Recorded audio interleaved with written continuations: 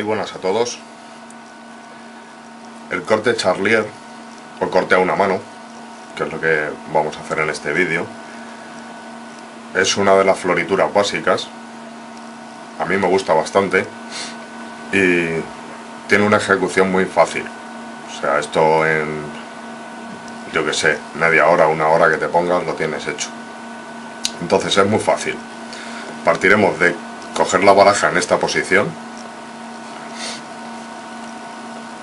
separaremos así, dejando caer el mazo en la palma de la mano y sujetándolo con el dedo meñique para que no se esparramen todas las cartas por el suelo. Después de esto, empujaremos con el dedo índice este paquete para completarlo. Requiere un poco de práctica, pero vamos, se hace fácil, es una floritura sencilla. Y nada más, si os ha gustado, pues darle a like y suscribiros, que en breve pues iré subiendo más vídeos. Gracias.